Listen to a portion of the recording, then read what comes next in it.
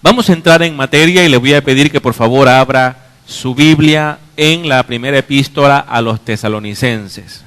La serie de mensajes titulada La responsabilidad del creyente con el Señor Jesucristo culmina hoy, porque tenemos responsabilidades con Él. Y de eso hemos estado hablando durante algunos domingos. Y a la luz de la primera carta a los tesalonicenses, en el capítulo 5, versículo 16 hasta el 22, allí el apóstol Pablo enumera esas responsabilidades. ¿Cuáles son? En el versículo número 16, Pablo le enseña a la iglesia: estad siempre gozosos. El término estad se encuentra en imperativo, es un mandamiento apostólico, es decir, Jesucristo mismo le manda a la iglesia a estar siempre alegre, gozosa. Tesalónica se encontraba en situaciones difíciles, recuerde por favor eso. Y Pablo les dice: alégrense, estén felices. Ahora, para la razón humana eso es inconcebible. ¿Cómo puedo estar feliz en situaciones triviales? El punto aquí es que un cristiano tiene gozo no como el resultado de las circunstancias externas a su vida, más bien tiene gozo como el resultado de su comunión con Cristo. ¿Me oye? El gozo del creyente no depende entonces de las circunstancias, depende del Señor. Y dice la Biblia que el Señor Jesús nos ha dado gozo. De hecho, es una cualidad del fruto del Espíritu Santo, mencionada en Gálatas capítulo 5, versículo 22. Luego en el versículo 17 el apóstol Pablo otra responsabilidad que nombra es que debemos mantenernos firmes en la oración. Responsabilidad número 1, estad siempre gozosos. Somos responsables de vivir el gozo que el Señor Jesús nos ha dado, y eso como parte de nuestra confianza en que Jesús es soberano, amoroso, fiel y proveedor. No dependemos entonces de ningún sistema humano tampoco, sino que dependemos del Señor. Y número 2, también es nuestra responsabilidad mantener nuestra comunión con Dios por medio de la oración. Lo que Pablo dice entonces en el versículo 17 es: manténgase firmes orando. ¿Me oye? No digamos que es porque la oración es poderosa, más bien porque Dios es poderoso y cuando oramos Dios actúa. Tampoco significa eso de que si no oramos Dios no actúa, Dios va a hacer su voluntad, pero Él ha decidido usar la oración de su iglesia para cumplir sus propósitos eternos. En su soberanía Él ha querido que así sea. Por tanto, cada uno de nosotros debemos orar todo el tiempo, es nuestra responsabilidad. Número 3, en el versículo 18, el apóstol Pablo dice: dad gracias en todo, porque esta es la voluntad de Dios para con vosotros en Cristo Jesús. De modo tal que un cristiano debe llevar una vida en agradecimiento. Es responsabilidad suya ser agradecido con Dios en todas las cosas. No solo en esas cosas buenas en su vida, sino en aún las cosas malas que ocurren. Por supuesto, no es que le vamos a decir a Dios: Señor, gracias por todo lo malo que estoy viviendo. No se trata de darle gracias a Dios por el sufrimiento específicamente, sino por lo que Dios está haciendo en su propósito, usando las situaciones malas para nuestro bien. ¿Me oye? Porque Dios es soberano, y es así como recordamos nosotros entonces ese pasaje en Romanos capítulo 8, versículo 28, cuando dice que a quienes amamos a Dios, Él obra en toda circunstancia, buena y mala, para causarnos a nosotros el mayor bien posible. Una de las promesas más grandes en toda la Biblia. Así que recuerde entonces, tenemos esas responsabilidades delante del Señor Jesús. Debemos estar siempre gozosos, esa es nuestra responsabilidad.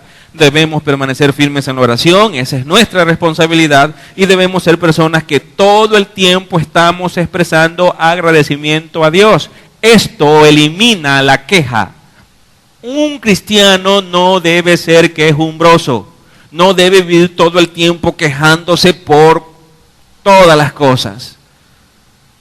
La queja lo único que puede producir es amargura en su corazón, o es el resultado de la amargura que ya está en su corazón. En cambio, la confianza en el Señor, el conocimiento de que es un Dios bondadoso, es un Dios amoroso y es fiel, más bien nos mueve al agradecimiento. Y cuando adoramos, cuando venimos al templo y exaltamos a nuestro Dios, lo hacemos en agradecimiento. Incluso cuando damos nuestros diezmos y ofrendas, eso es parte de la adoración y de agradecimiento a Dios. Cada vez que diezmamos le estamos diciendo a Dios: Señor, te damos gracias porque nos has provisto, nos has dado. ¿Me oye? Como se lo he dicho anteriormente, no diezmamos para que Dios nos bendiga. No. Esa no es la enseñanza bíblica. Diezmamos porque Dios ya nos bendijo. Él nos dio de su provisión. ¿Me oye? No traje mi diezmo a Dios para esperar que Él me dé. No, traje mi diezmo a Dios para agradecerle porque Él es mi proveedor, porque Él me ha dado. Es así. No hay un interés oculto allí en la motivación para ofrendar ni diezmar. Eso es parte del agradecimiento. La adoración es agradecimiento a Dios también. En el versículo 19, el apóstol Pablo profundiza un poco más y ahora va a hablar de la responsabilidad del cristiano de no apagar al Espíritu. ¿A qué se está refiriendo Pablo? Recuerde que estábamos hablando de la obra santificadora del Espíritu Santo de Dios. Es a eso que Pablo está apuntando. El Espíritu Santo va llevando en nosotros su obra santificadora. También Pablo lo explicó cuando habló a los filipenses en el capítulo número 1, versículo 6. Cuando él dice que el que comenzó en nosotros la buena obra la perfeccionará hasta el día de Jesucristo. ¿Me oye? Así que no solamente fuiste salvado, sino que el Espíritu Santo de Dios está salvándote ahora mismo, la salvación presente. Dios a través de su Santo Espíritu está salvándonos ahora mismo de la presencia del pecado. Fuimos salvados de la culpa del pecado y ahora estamos siendo salvados de su poder y seremos salvados de la presencia del pecado en el futuro. Eso es glorificación, pero ahora estamos siendo santificados. Es responsabilidad suya no impedir la obra santificadora del Espíritu Santo en usted. Es decir, usted debe luchar cada día por hacer la voluntad de Dios. Usted debe, por supuesto, conocer los principios bíblicos, pero debe esforzarse por vivir esos principios en su vida. De esa manera usted no impedirá que el Espíritu Santo de Dios entonces haga su obra en usted. El Espíritu Santo quiere que usted crezca. El Espíritu Santo quiere que usted madure. El Espíritu Santo quiere que usted sea cada día más obediente al Señor. El Espíritu Santo quiere que usted cada día sea más santo. El Espíritu Santo de Dios quiere que usted se parezca cada día más a la persona de Jesucristo. Por tanto, la obra que Él está realizando en usted precisamente es esa, lo está llevando a un crecimiento. Eso es gradual, eso es un proceso que se va cumpliendo durante toda su vida cristiana. ¿Me oye? Y el Espíritu Santo de Dios va haciendo la obra, pero cuando somos desobedientes a la palabra, cuando nos dejamos llevar por nuestras pasiones, entonces estamos impidiendo la obra del Espíritu Santo y hacemos lo opuesto, como dijo Pablo también a los Efesios.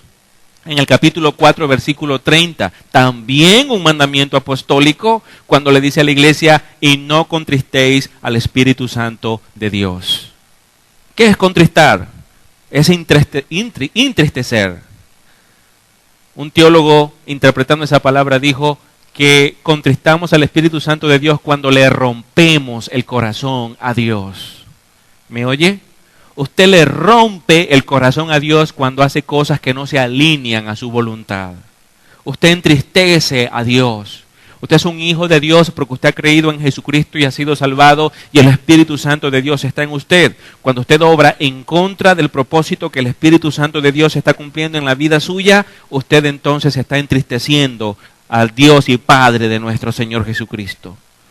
No debemos entristecer a Dios, debemos alegrarlo haciendo su voluntad, porque Él nos ha salvado precisamente para eso, para que vivamos para su gloria y para su honra. Por lo tanto, esa es su responsabilidad. Usted debe estar siempre gozoso, usted debe permanecer firme en la oración, usted debe dar gracias a Dios en todo, y usted no debe impedir la obra del Espíritu Santo en su vida. Esa es responsabilidad suya ante el Señor Jesucristo. Versículo 20. Dice Pablo, no menospreciéis las profecías. ¿A qué se está refiriendo? A no menospreciar la palabra de Dios, a no echarla de menos. ¿Me oye? A no tratarla como algo que no es importante. Y quiero decirte algo, amado.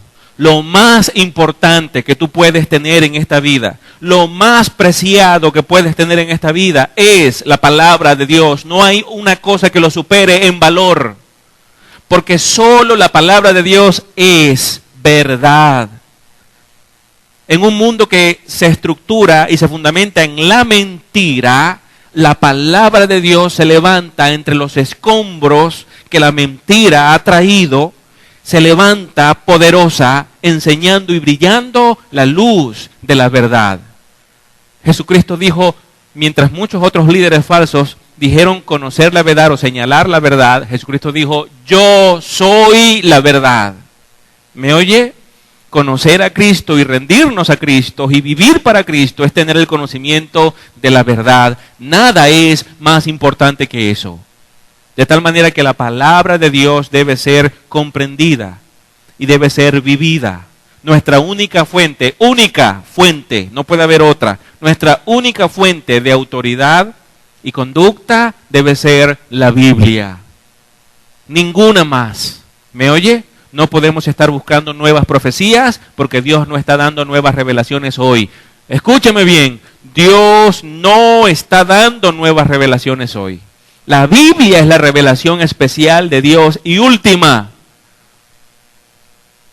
Dios no seguirá revelando cosas. No ponga ni preste su oído a los profetas que se levantan en estos tiempos. Son engañosos, son mentirosos. Dios usó a los profetas durante un tiempo. Los usó en el Antiguo Testamento y en el primer siglo en la iglesia. Los usó mientras el canon de las Escrituras se estaba completando. Pero una vez completado el canon, se cerró. El canon es la medida, la vara con la que se estableció qué libros eran palabra de Dios y cuáles no. Cuando se cerró el canon, el número de libros que fueron considerados como palabra autoritaria de Dios, se acabaron las profecías. Muere Juan, el último apóstol, en la década de los 90 después de Cristo, y luego se abrió paso a la teología de los padres de la iglesia, y ellos enseñaban conforme a lo que los apóstoles y profetas ya habían dicho, pero no habían nuevas revelaciones. ¿Me oye? Por lo tanto, toda nuestra mirada debe estar puesta en la Escritura, toda nuestra atención solo en la Biblia. Nuestra vida debe estar fundamentada en la palabra de Dios, y de eso usted es responsable ante el Señor Jesucristo. Usted tiene esa responsabilidad. Y es importante que no lo olvide, porque usted un día va a rendir cuentas a su Señor por eso. Un día seremos llamados a su presencia y usted tendrá que entregar cuentas a Jesús mismo en persona. Ahora en el versículo 21, allí el apóstol Pablo da otra responsabilidad también a los cristianos. Por supuesto a los hermanos de la iglesia en Tesalónica, pero por extensión a todas las iglesias, en todo lugar y en todo tiempo. La Reina Valera dice, examinadlo todo, retened lo bueno. Y el versículo 22 dice, absteneos de toda especie de mal. Esa es responsabilidad suya también. Por lo tanto, usted es responsable de ejercer el discernimiento de espíritu. Ejercer el discernimiento de espíritus es sumamente importante. La versión de las Américas lo traduce el versículo 21 de ese capítulo 5 de la siguiente manera. Antes bien, examinadlo todo cuidadosamente, retened lo bueno. Ahora, ¿por qué es importante el discernimiento espiritual? Porque si no sabemos discernir entre el bien y el mal, nos podemos ahogar en un mar de mentiras, de engaños. ¿Cómo podremos saber qué es verdadero y qué es falso si no sabemos discernir? Yo le he hablado a ustedes de los cajeros de un banco. Una vez hablé con uno de ellos y le dije, ¿cómo hacen ustedes para identificar toda la cantidad de billetes falsos que a diario se levantan? Y él dijo, no es problema, porque no es necesario conocer todos los billetes falsos. No tenemos que hacer un curso o un taller de cómo identificar todos los billetes falsos del mundo. Solo necesitamos conocer con precisión cuál es el billete auténtico. Una vez que conoces el verdadero, identificarás de una vez el que es falso, de inmediato. ¿Qué significa eso? Que la iglesia necesita urgentemente conocer de manera profunda y clara las Escrituras. ¿Me oye? Porque si usted no conoce la verdad, entonces usted es un cristiano inmaduro. Usted es un cristiano débil. Usted es un cristiano que puede estar fluctuando todo el tiempo entre la verdad y la mentira. Usted se convierte en tierra fértil para cualquier tipo de engaño. ¿Me oye? Usted debe cuidarse de la mentira y la única forma de hacerlo es que usted conozca la verdad. Por esa razón Pablo dice, iglesia, eres responsable de examinar todas las cosas, de ejercer el discernimiento de espíritu, pero para hacerlo necesitas conocer las Escrituras. El pastor John MacArthur, en las conferencias Fuego Extraño, él dijo unas palabras que son muy ciertas.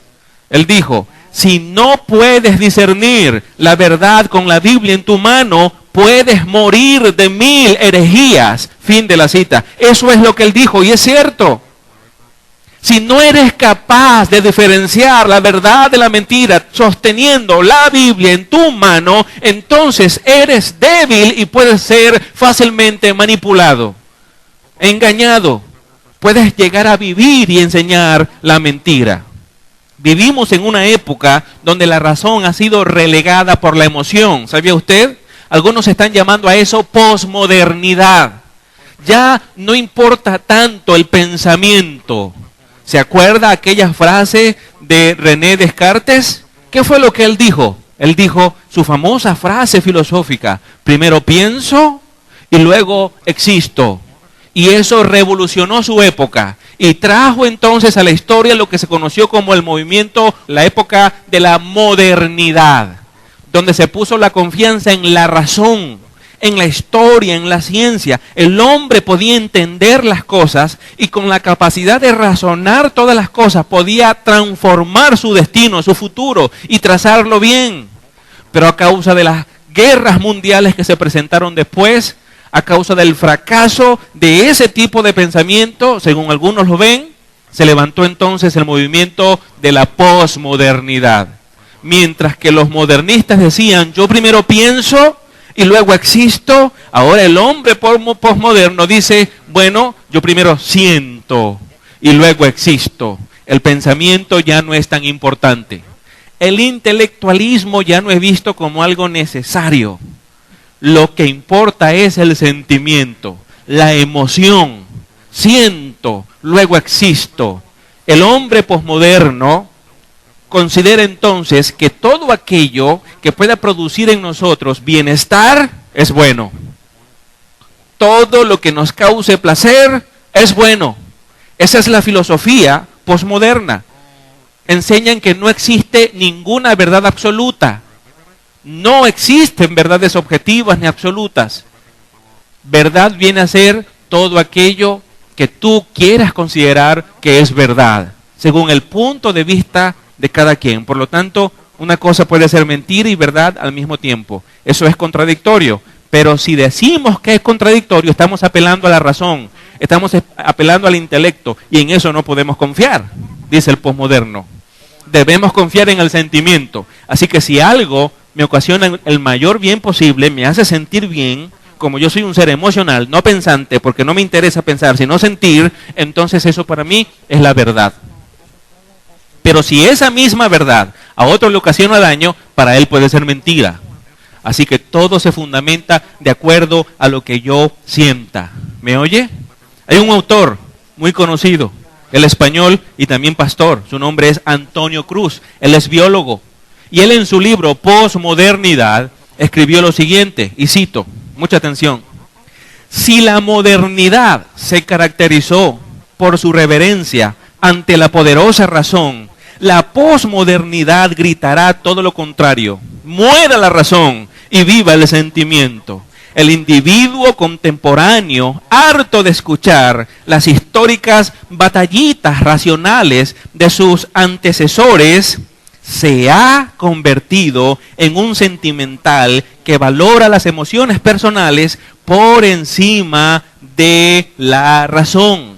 Ahora, escuche, ¿por qué el pastor está hablando de estas cosas hoy?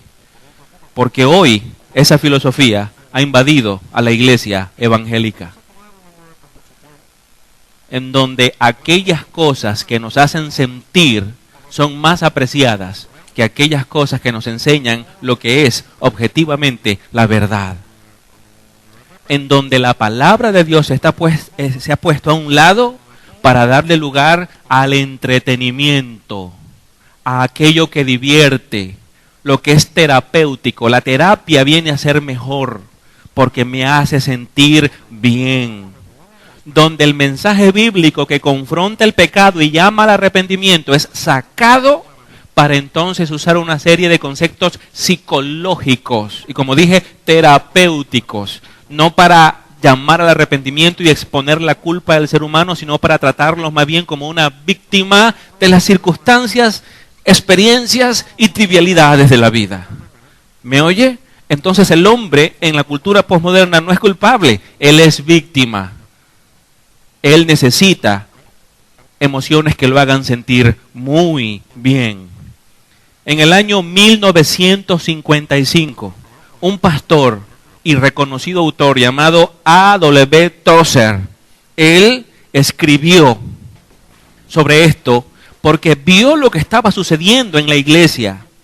Y en cierto modo, él pudo ver hacia el futuro y darse cuenta a dónde llevarían estas tendencias. Él dijo, y cito, muchas iglesias en estos días se han convertido en poco más que teatros de mala muerte, donde productores de quinta categoría tratan de rebuscárselas con sus ofertas mediocres, ya que cuentan con la aprobación plena de líderes evangélicos que hasta son capaces de citar algún texto bíblico para defender su delincuencia. A duras penas, algún hombre se atreve a levantar su voz contra tal atrocidad.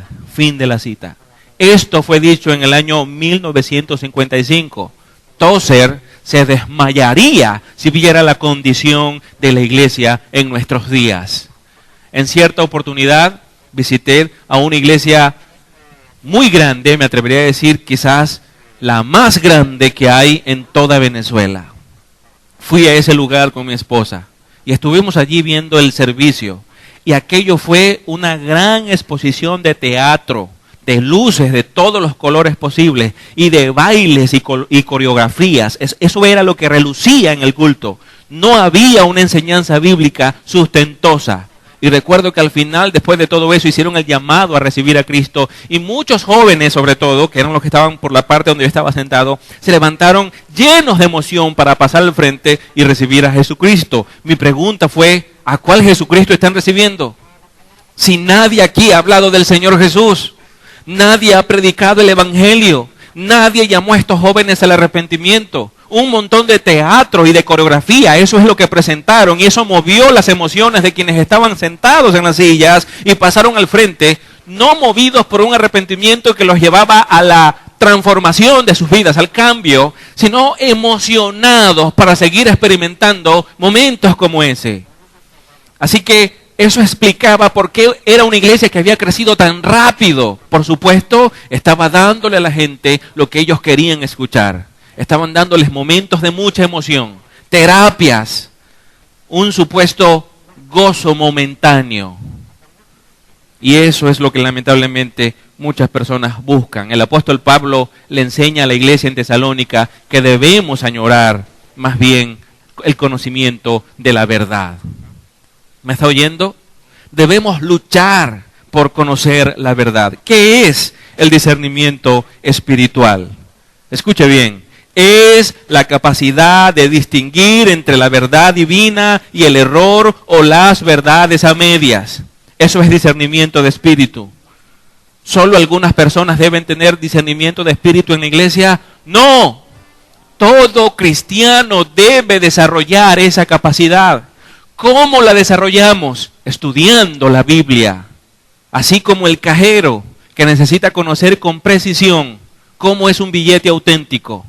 ¿Me oye? Cómo se sienten las manos al tacto, qué cosas se ven a la luz.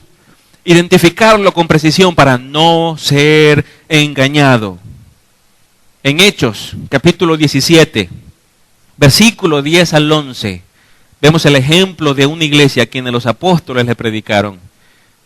Y Hechos 17, 10 al 11 dice: enseguida los hermanos enviaron de noche a Pablo y a Silas a Berea, los cuales al llegar fueron a la sinagoga de los judíos. Estos eran más nobles que los de Tesalónica, pues recibieron la palabra con toda solicitud, escudriñando diariamente las Escrituras para ver si estas cosas eran así. ¿Quiénes fueron enviados a Berea? Escuche bien, Pablo y Silas. Un apóstol con su compañero, ambos fueron a Berea para enseñar la Biblia. ¿Pero qué hicieron los bereanos? Mostraron nobleza. ¿Por qué razón la mostraron? Porque ellos, al escuchar lo que estos hermanos estaban predicando, no se quedaron con esa enseñanza. Ellos fueron a las Escrituras, lo que para ellos eran las Escrituras en esa época, el Antiguo Testamento, y revisaron y profundizaron para ver si era cierto lo que les estaban diciendo. Amados hermanos, ¿sabe usted por qué los falsos maestros tienen tanto éxito hoy día? ¿Sabe usted por qué es tan fácil para un falso profeta levantarse en una congregación y empezar a profetizar cualquier disparate que se le ocurra? ¿Sabe usted por qué a estos falsos se le hace tan sencillo sacarle el dinero del bolsillo a la gente? Porque la iglesia es débil en el conocimiento de la verdad y son fácilmente manipulados. La iglesia le está haciendo el trabajo sumamente fácil al diablo. La iglesia se está entregando en las manos del engaño, en las manos de la mentira, porque la iglesia no conoce la verdad. Todo el que quiera levantarse hoy para decir cualquier cosa, la iglesia responde amén. Cualquier tontería que digan, saca tu oro, quítate el anillo, el cheque que tienes allí, ya no se lo des a que se lo ibas a dar, deposítalo en este lugar, y la gente sale corriendo como tontos a dar todo lo que tienen, porque no tienen el conocimiento de la verdad. Y como no conoces la verdad, la mentira se adueña de ti. Pablo le está diciendo a los de Tesalonicenses: ustedes deben examinar todas las cosas. ¿Y cuál sería el fundamento para examinar? ¿Cuál sería el estándar? La palabra de Dios. Ninguna otra cosa. Si tú tomas tu Biblia en tu casa, no solo en la iglesia, en tu casa, y comienzas a leer cada día la palabra de Dios, aquello que no entiendas, le preguntas al maestro de escuela dominical en la iglesia, o al pastor, o a un hermano con mayor conocimiento, para que te explique, y sigues escudriñando, y sigues leyendo, sigues estudiando. Cuando el falso aparezca, sabrás que es mentira lo que dice, porque has conocido la verdad. Y mientras estemos en esta vida, el conocimiento de la verdad nunca terminará. Seguiremos aprendiendo y seguiremos creciendo a medida que el tiempo pasa. Pero una cosa ocurre: el tiempo está pasando y la iglesia no está creciendo porque se está dejando llevar por lo falso, asumiéndolo como verdad. Y muchos otros, por supuesto, en sus corazones deseando que sea verdad. Porque es más fácil aceptar el engaño de que yo puedo ir a la iglesia, sacar todo mi dinero y darlo en el alfolí, quedarme sin nada para que Dios me dé al 100% lo que yo di, que salir a trabajar y sudar arduamente para ganarme el sustento diario. Eso es más fácil. La gente dice: es más fácil darle todo mi dinero a la iglesia y que Dios luego me reponga eso 100 veces. Eso es más fácil que trabajar mucho. Así que prefieren, por el facilismo, creer la mentira. ¿Me oye? Juan Calvino en una oportunidad dijo: es más fácil engañar a la gente que convencerlos de que han sido engañados. ¿Y sabes qué está sucediendo hoy? Que están llamando herejes a quienes están predicando la verdad. Están llamando herejes a quienes enseñan la verdad, porque se han creído lo que los herejes enseñan. Se volteó la tortilla en la iglesia de hoy y sobre todo de América Latina. Se volteó. Los herejes enseñan la verdad y los maestros sinceros llenos del Espíritu Santo, ellos son los que están enseñando la mentira, según la gente que no tiene la capacidad para ejercer el discernimiento de espíritu. Es por esa razón que van a triunfar con la propuesta de la teología latinoamericana. Van a triunfar. Esa propuesta de desechar la teología histórica, clásica, que hemos recibido desde los padres de la iglesia que han seguido la línea de las enseñanzas apostólicas hasta los teólogos contemporáneos de nuestros días. Ya esa teología no sirve para nosotros, dicen estos falsos, y quieren levantar una nueva teología latinoamericana, completamente herética, falsa, engañosa. Pero las iglesias, ¿qué están diciendo ante eso? Están diciendo amén, porque no están capacitados. Los hermanos de Berea eran nobles, porque ellos recibieron la enseñanza apostólica, pero de una vez abrieron las escrituras y comenzaron a revisar. ¿Es cierto lo que ellos están diciendo? Vamos a revisar las escrituras, y estudiaron.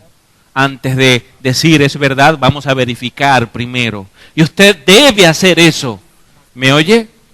Esa frase que es muy común en el movimiento carismático, no cuestiones la enseñanza del hombre de Dios. Esa frase ha salido del infierno. Esa frase, no cuestiones la enseñanza del hombre de Dios. Falso. Debes cuestionar todo, porque tú no puedes renunciar a la razón.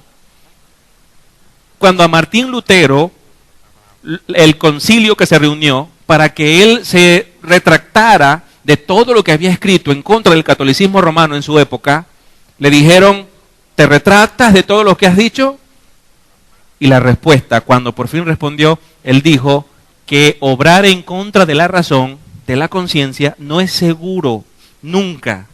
Luego dijo, mi conciencia, su razón, era esclava de las escrituras. Él estaba convencido por las escrituras, por la Biblia, que es verdad y que es mentira. Por lo tanto, él dijo, no me retractaré a menos que se me demuestre lo contrario, también por las escrituras. Él tenía una fuente de autoridad y su razón estaba sumergida en la autoridad máxima, la palabra de Dios. ¿Me oye? Cierto día escuché a este falso, Guillermo Maldonado, que le dijo a la iglesia algo que resultaba para él muy conveniente. Muy conveniente. ¿Qué dijo? Él le dijo esto: no traten de razonar lo que les estoy diciendo, porque esto es algo que no se puede entender por la razón. Les pido, por favor, supriman la razón en este momento y solo reciban lo que voy a darles. Y comenzó a manipular lo que le dio la gana. ¿Y sabe usted qué hizo la iglesia en cuestión? Todos comenzaron a saltar y a brincar y a aplaudir lo que el falso había dicho. ¿Está usted en esa condición? ¿Conoce usted la verdad suficiente o puede usted caer en ese tipo de engaño descomunal, descarado? Y pueden sacarle el poquito dinero que usted tiene solo porque se levantó un falso que no vino a edificarlo a usted en el conocimiento de la verdad, fue a despellejarlo a usted y a quitarle las pocas plumas que le quedan. ¿Me sigue? Es responsabilidad de cada uno de nosotros ejercer el discernimiento espiritual. En la primera carta a Timoteo, capítulo 4, versículo 13, el apóstol Pablo le dijo esto a su hijo espiritual: entre tanto que llego, ocúpate en la lectura de las escrituras, la exhortación y la enseñanza. Fíjese lo que Pablo tenía que hacer en la iglesia. Él tenía que exhortar. La palabra exhortar significa pararse al lado de una persona y animarlo a hacer lo que es justo, lo que es bueno, lo que es correcto y noble. Eso es exhortar. Aunque algunos la ven como regaño, no es regaño, es animar a hacer lo que es correcto. Animar para que se aparte a la persona de lo incorrecto y se apegue a las cosas justas, correctas. Ahora, escuche, él no solo tenía que exhortar, él tenía que enseñar. Eso lo dijo Pablo a Timoteo. Tenía que dedicarse a la exhortación y por supuesto a la enseñanza. La exhortación te mantiene de pie, pero la enseñanza te pone de pie. La enseñanza te levanta, la enseñanza te hace crecer, la enseñanza te da firmeza, la exhortación te mantiene firme. Tú recibes la enseñanza para alimentarte, para crecer, para avanzar, La exhortación lo que hace es darte firmeza, solidez, ánimo. Así que Pablo le dijo eso a Timoteo. Él debía hacerlo con la iglesia. Ahora bien, antes de hacer eso, Timoteo tenía que cumplir otro requisito, otro mandamiento que Pablo le dio. Le dijo, en tanto que llego, ocúpate en la lectura de las Escrituras. Para que Timoteo pudiese exhortar y enseñar a la iglesia, él necesitaba primero estudiar. ¿Y qué iba a estudiar? La palabra. Así que él tenía que conocer la verdad para exhortar con la verdad y enseñar la verdad. Ninguna otra cosa. Nada más. ¿Me oye? ¿Qué es lo que un pastor tiene que enseñarle a la iglesia? La verdad de Dios, la palabra. ¿Cómo es que un pastor y con qué va a exhortar un pastor en la iglesia? Con la verdad de Dios, con la palabra, con ninguna otra cosa. No debemos desear otra cosa.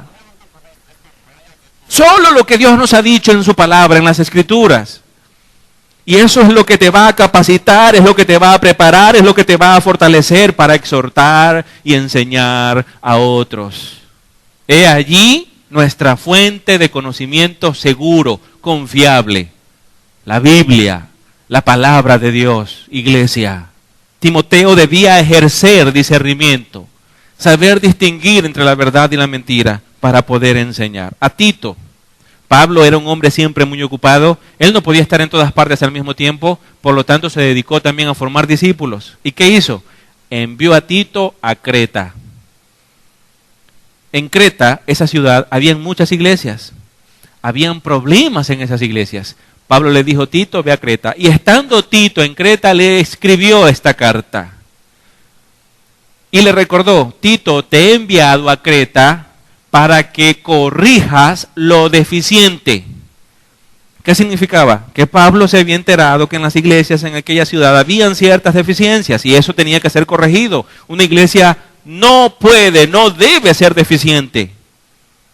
¿Me oye? Para que una iglesia pueda estar blindada, la iglesia tiene que tener conocimiento profundo de la verdad de Dios.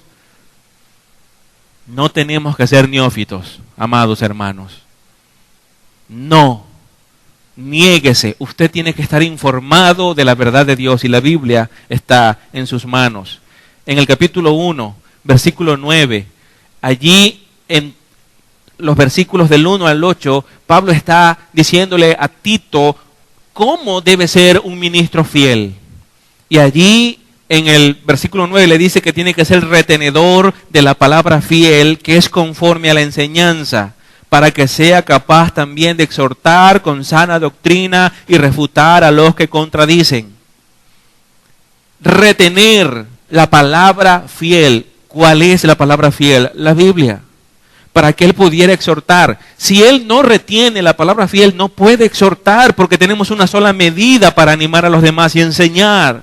Una sola.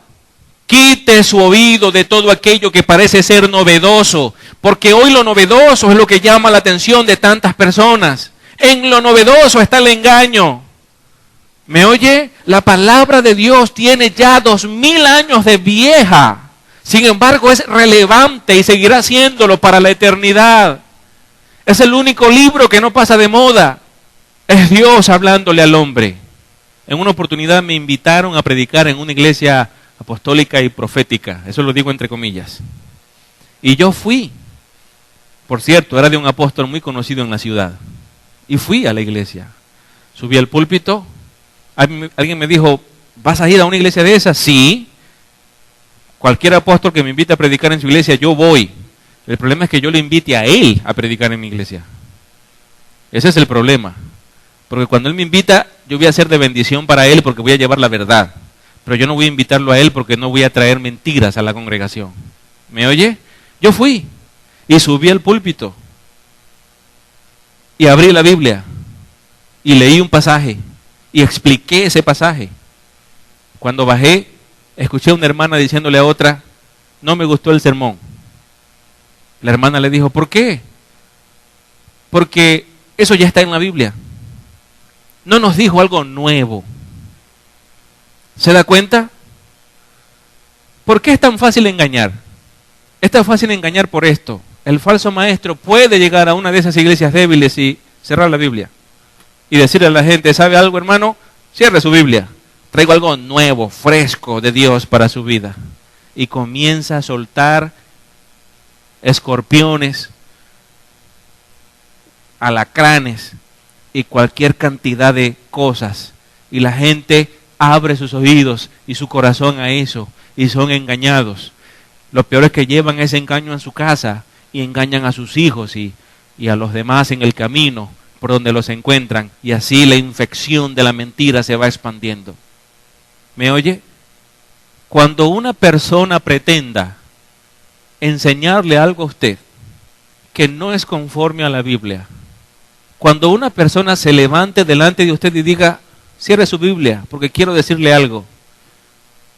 Sí, cierre su Biblia, para que pueda sujetarla bien y no se le caiga cuando salga corriendo de ese lugar, porque eso es lo que tiene que hacer, huir de ese lugar, porque le van a engañar, lo van a manipular, y usted debe impedir eso a toda costa. El discernimiento es esencial para la vida y creo que ha quedado bastante claro. Acompáñeme, por favor, a la epístola a los Efesios y vamos a leer allí lo que Pablo le dijo a esta iglesia. Vamos a ubicarnos en el capítulo número 4 y en el versículo número 11. Ese es uno de los versículos más controvertidos en nuestra época, debatidos, y un versículo usado para engañar y manipular. Dice en el versículo 11 allí, Efesios capítulo 4, y él mismo, Jesús, constituyó a unos apóstoles, a otros profetas, a otros evangelistas, a otros pastores y maestros. Los falsos apóstoles dicen, sí hay apóstoles hoy, porque fíjese que quien los constituye entonces es el Espíritu Santo, y el Espíritu Santo está con nosotros, y como no se ha ido y sigue con nosotros, sigue constituyendo apóstoles y son parte de los ministerios de la iglesia. Y entonces ellos dicen, una iglesia debe tener esos ministerios. Y si falta el apostólico, es una iglesia que no tiene fundamento. Eso dicen ellos. ¿Me oye? Le voy a decir algo. Cuando una iglesia acepta el movimiento apostólico de estos días, es una iglesia que se ha quedado sin fundamento. Y le voy a decir por qué. Porque ha renunciado al único fundamento que Dios nos ha dado, a la doctrina de los apóstoles del primer siglo. Y cuando renuncias a esa doctrina, has renunciado al fundamento. Y es una iglesia que se ha quedado en el aire y puede ser sacudida por cualquier tipo de enseñanza. ¿El Señor estableció el ministerio apostólico? Sí, pero para establecer el fundamento, como bien lo dice el contexto bíblico en Efesios capítulo 2, versículo 20. Efesios 2:20 dice, edificados sobre el fundamento de los apóstoles y profetas, siendo la principal piedra del ángulo Jesucristo mismo. ¿A qué se estaba refiriendo entonces con la palabra apóstol en el versículo 11 del capítulo 4? Al fundamento de los apóstoles y profetas que se menciona en Efesios capítulo 2, versículo 20. ¿Cuál es ese fundamento? Las enseñanzas doctrinales que nos hablan de Jesucristo. ¿Me oye? ¿Quiénes ponen ese fundamento? Los apóstoles y profetas del primer siglo y del Antiguo Testamento. Ellos, y no hay de ellos hoy. Después de la muerte de Juan, Juan, el discípulo que murió, ya le dije, en la década de los 90, él muere y ya no hay más apóstoles, no hay más profetas, solo la palabra de Dios ya revelada para nosotros hoy. Pero los apóstoles pusieron el fundamento, la doctrina, la enseñanza. ¿Qué predica el pastor en la iglesia? ¿Predica la enseñanza de los profetas del Antiguo Testamento o predica la enseñanza de los apóstoles en el Nuevo Testamento? La palabra de Dios, la Biblia. Ese es nuestro fundamento, por lo tanto el pastor explica eso. ¿Qué estudiamos en la escuela dominical? La Biblia, la doctrina, lo que nos ha dado Dios. No hacemos otra cosa. ¿Qué vamos a enseñar o qué estamos ya empezando a enseñar en el ministerio Oanza? La Biblia. De hecho, el fundamento de Oanza es la memorización de los versículos bíblicos. Aquello que nos dijeron los profetas y aquello que nos dijeron los apóstoles. Allí está. Ninguna otra cosa. Lo novedoso, hay que huir de eso. Tenemos que taparnos los oídos de esas cosas, no prestar atención. ¿Constituyó entonces a unos apóstoles? Sí, a los 12, incluyendo a Matías y Pablo. Sabemos que Judas se perdió. A unos apóstoles, a otros profetas. Hubo un ministerio profético en el primer siglo, pero estas profecías siempre estaban supeditadas a las enseñanzas de los apóstoles y cesó cuando terminó el primer siglo.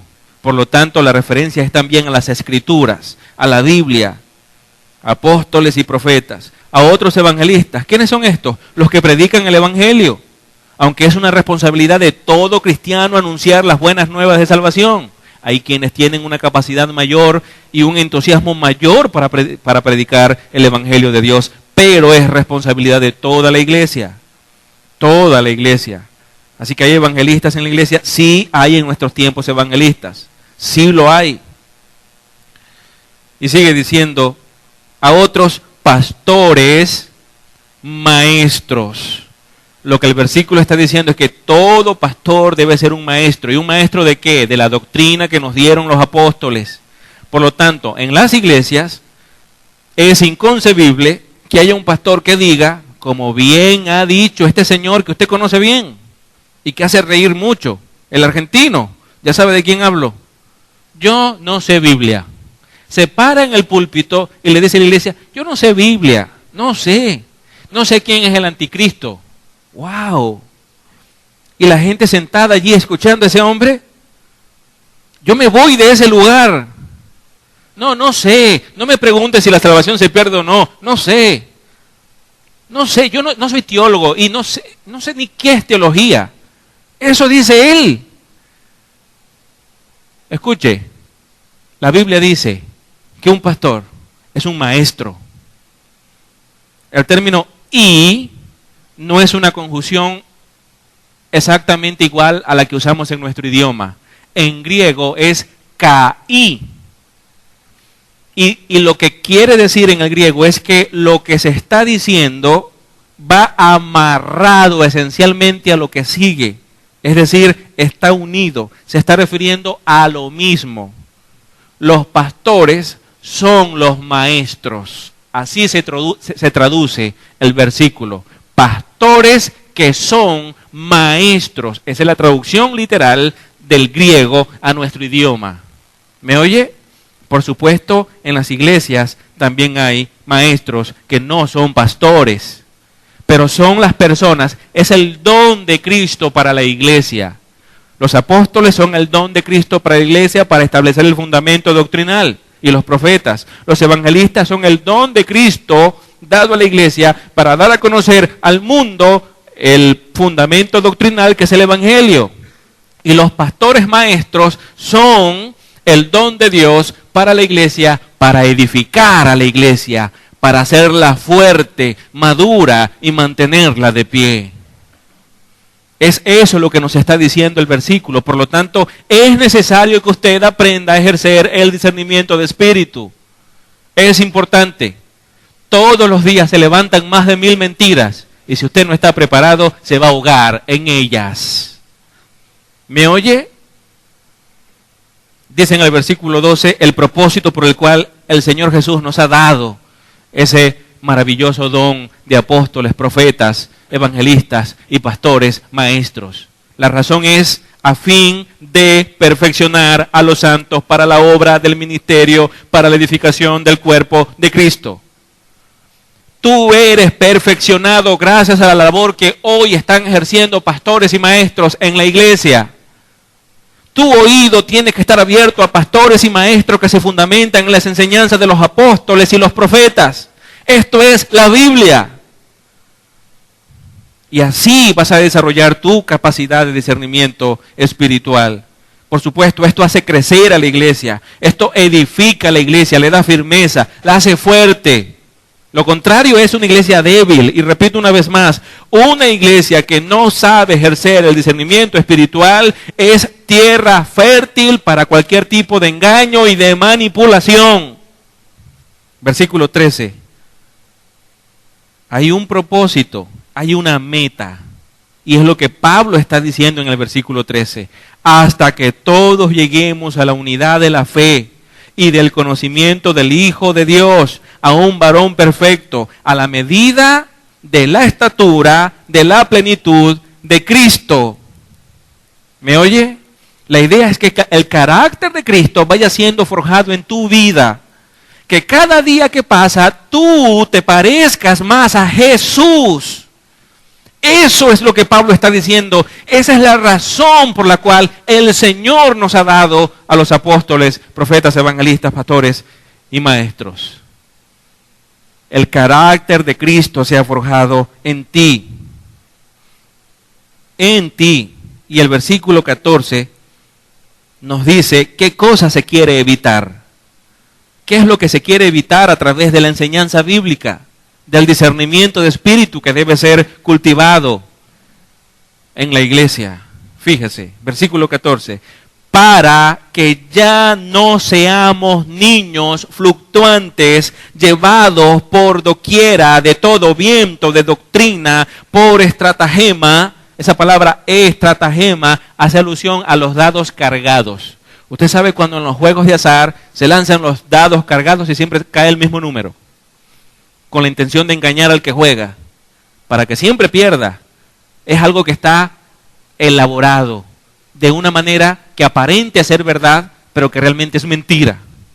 De esa manera obran los falsos maestros. Ellos disfrazan las mentiras de la verdad. Y a eso se refiere Pablo con estratagema. Es decir, conoces tan claramente la verdad que cuando lanzan algo que parece verdad, tú dices, es mentira. Porque ya estás identificado claramente con aquello que sí es verdad. Pero un cristiano inmaduro ve aquella mentira disfrazada de verdad y no sabe distinguir. Así que lo toma y dice, bueno, yo veo que es verdad porque en apariencia puede ser verdad. Pero en el fondo es un engaño. ¿Me oye? Así que tenemos que estar apercibidos de esto. Fíjese, estratagema de hombres que para engañar emplean con astucia las artimañas del error. Entonces son astutos para tomar la verdad, la mentira, disfrazarla de verdad. Ellos toman la mentira, el error, lo disfrazan de verdad, de aquello que es verdadero y cierto, y entonces lo inyectan a todo aquel que no puede discernir. Entonces el versículo 15 dice, sino que siguiendo la verdad en amor, debemos seguir la verdad. Pero tienes que estar seguro que lo que vas a seguir es realmente la verdad. Y para esto ya estás capacitado. Seguirla en amor. Crezcamos en todo, en aquel que es la cabeza, esto es Cristo. Solo la verdad puede darle crecimiento a la iglesia. Solo la verdad de Cristo puede hacerte experimentar las bendiciones que Dios ya te ha dado. La mentira te aleja de Dios. La mentira te lleva al fracaso. La mentira te ahoga. ¿Me oyes? Y te hace dar pasos que no honran ni glorifican a tu Padre Celestial. Y de esto tenemos que tener mucho cuidado. Mucho cuidado, amados hermanos. ¿Está usted procurando conocer entonces la palabra de Dios? ¿Está usted esforzándose en esas cosas? Tenga cuidado de no ser engañado. Entonces, esa es la razón por la cual el apóstol Pablo exhortó a los tesalonicenses a examinar todas las cosas. El término examinar es dokimazo y se traduce como poner a prueba la autenticidad de algo. Usted agarra su Biblia, siempre abierta, en su mente y corazón, aunque no la tenga siempre en mano, aunque si puede hacerlo, hágalo. Siempre abierta en su mente y corazón, y usted va a evaluar, conforme a la Escritura, todas las cosas. Va a evaluar a sus amigos, ¿me conviene un amigo o no? A la luz de la palabra. Va a evaluar a el trabajo, ¿me conviene o no? A la luz de la palabra. Va a evaluar sus decisiones, ¿la tomo o no esta decisión? A la luz de la palabra. Amén. Es así como debemos hacerlo. Es lo que Pablo estaba diciendo a los hermanos de Tesalónica. Esto implica discernir entonces entre lo verdadero y lo falso, lo bueno y lo malo. Se ve también como el proceso de diferenciar qué es aquello que agrada a Dios. En Efesios capítulo 5, en el versículo 10, el apóstol Pablo también dijo a los hermanos de Éfeso, examinen qué es lo que agrada al Señor. Lo dijo en un presente continuo. El Hijo de Luz, que es en el contexto en el que se encuentra ese versículo, el Hijo de la Luz debe vivir siempre examinando todo aquello que es agradable para Dios. Te pregunto, ¿eso haces tú? ¿Examinas diariamente aquello que agrada al Señor o tomas decisiones solo por conveniencia? Esto es algo a lo que debemos prestar mucha atención. ¿De qué manera vamos entonces a examinar? Pablo dice que debe hacerse todo cuidadosamente. Debemos examinar todo y hacerlo de manera cuidadosa, dedicarle el tiempo necesario.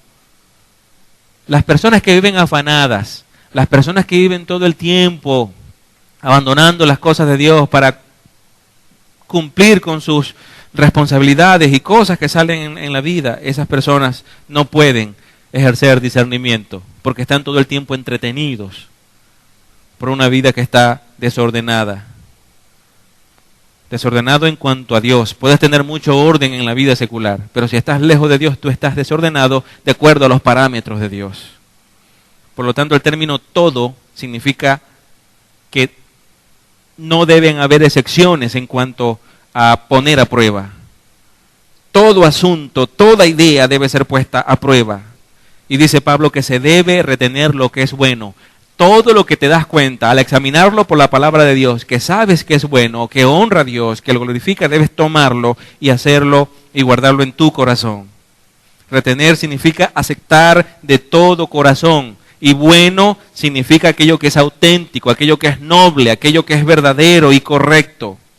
En Tito capítulo 3, versículo 8, Pablo también dijo, palabra fiel es esta, y en cuanto a estas cosas, quiero que hables con firmeza para que los que han creído en Dios procuren ocuparse en buenas obras. Estas cosas son buenas y útiles para los hombres, refiriéndose a todo aquello que es agradable para el Señor. Pablo le dice a Tito, esas cosas que se examinan y que son buenas para el Señor y que lo sabemos por la palabra, debes enseñarla con firmeza, Tito. Firmeza en la enseñanza de lo que es verdadero. Los mentirosos enseñan con firmeza la mentira, ¿sabía eso? Con tanta elocuencia y con tanta capacidad y fluidez que lo hacen parecer como verdad. Pero usted tiene que alimentar la capacidad de razonamiento. Abandonar el razonamiento, como dijo el falso Guillermo Maldonado, ¡no! Necesitas la razón porque para algo te la dio el Señor. Así que tú con la capacidad que tienes para razonar, tú vas a las Escrituras y razonas la palabra de Dios con la guía del Espíritu Santo. La razón nunca es puesto a un lado. De hecho, la fe cristiana es una fe razonada. No es un salto a la oscuridad, no es un salto al vacío, como dicen los ateos, cuando quieren confrontarnos al decirnos que creemos en un Dios que nunca hemos visto. ¿Me oye? La fe cristiana es perfectamente razonada, porque hay evidencias de la existencia de un ser supremo que ha creado todo. Solamente párate en la noche y mira al cielo, mira las estrellas, mira el sol en el día, si no te quedas ciego. Pero mira la creación. Y me vas a decir que es razonable que en el pasado hubo una explosión y que entonces luego pasaron millones de años y algo que era una molécula chiquita fue evolucionando y se convirtió quién sabe en qué cosa y luego eso que no sé qué cosa fue se convirtió en un mono y del mono venimos nosotros, de quién sabe qué otro animal. Eso es razonable, eso es ridículo. ¿Cómo es que hubo una explosión? No había nada y de repente hubo algo. La famosa fórmula del ateísmo, fíjese bien. Nada multiplicado por nadie es igual a todo.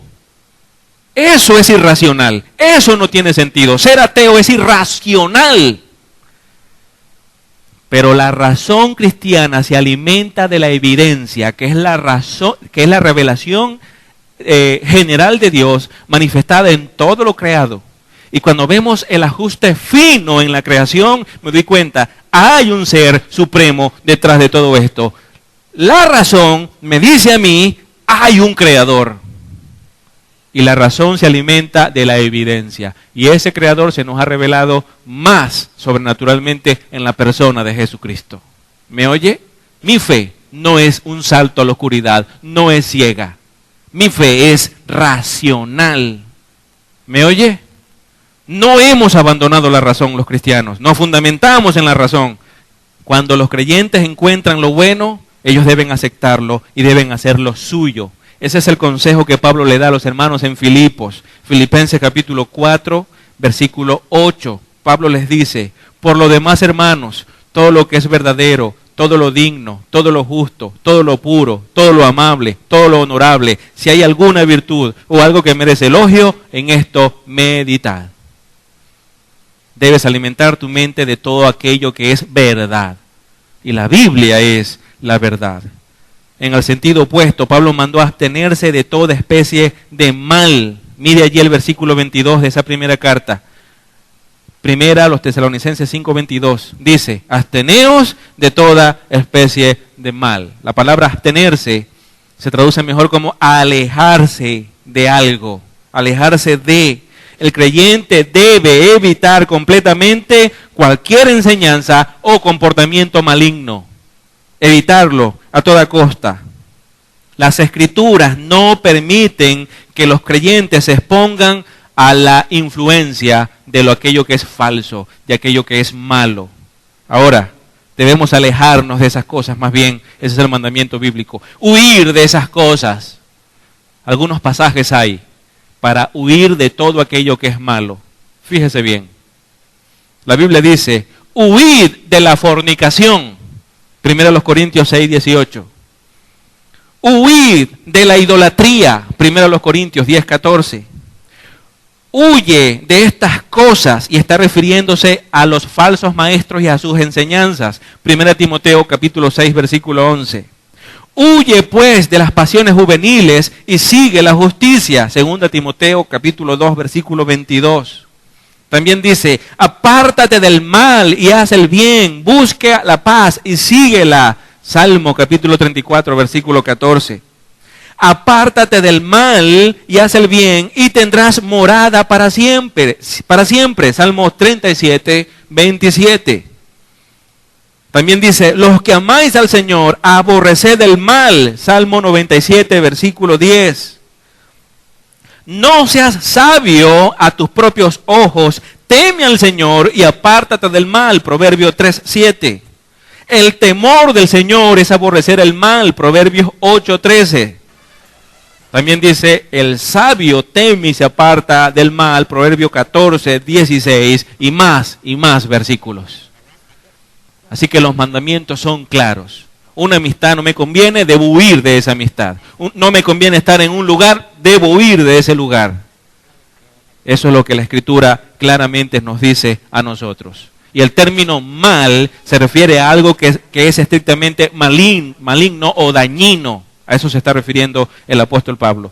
Y recuerda, ¿cómo vas a discernir eso? Con la palabra de Dios. Esto es malo porque la palabra de Dios dice es malo, y aquello es bueno porque la palabra de Dios dice es bueno. Debemos huir entonces de toda especie de mal. Esto es un llamado a todo creyente a ejercer el discernimiento de espíritu y apartarnos de todo aquello que por la palabra entonces determinamos es malo, pero apegarnos y hacer nuestro todo aquello que es justo. ¿Me está oyendo? Los creyentes que se entregan por completo al control del Espíritu Santo, ellos apreciarán más el carácter de las Escrituras. Van a apreciar más la enseñanza de la palabra de Dios, porque el Espíritu Santo de Dios nos fue dado para que nos guíe a toda verdad. Si tú estás siendo lleno del Espíritu Santo, no hay algo para ti que tenga más valor que la palabra de Dios. Estos creyentes llenos del Espíritu Santo permitirán que el poder de ese Espíritu santifiquen sus vidas, y por supuesto van a examinar todo aquello a la luz de las Escrituras, porque a eso los guía el Espíritu Santo de Dios. Y de esa manera podremos cumplir esas tres últimas responsabilidades que Pablo menciona allí en el capítulo 5 a los tesalonicenses. Número 1, honrar al Espíritu Santo de Dios. Número 2, obedecer su palabra y ejercitar. Número 3, el discernimiento espiritual. ¿Estamos cumpliendo nosotros con estas responsabilidades, amados hermanos? Es la enseñanza clara del apóstol Pablo para la iglesia. Recuerde, vivimos en un mundo que está estructurado por la mentira. Si nos descuidamos, vamos a ser engañados. Necesario es que la iglesia tenga un conocimiento cada vez más preciso de la palabra de Dios, para que desarrollando la capacidad del discernimiento espiritual sea una iglesia fuerte, firme, que no es engañada, más bien confronta el error y enseña siempre la verdad que de Cristo hemos recibido. Esa también es parte de nuestra labor. Amén. Vamos a orar. Amado Dios, te damos gracias por tu palabra preciosa.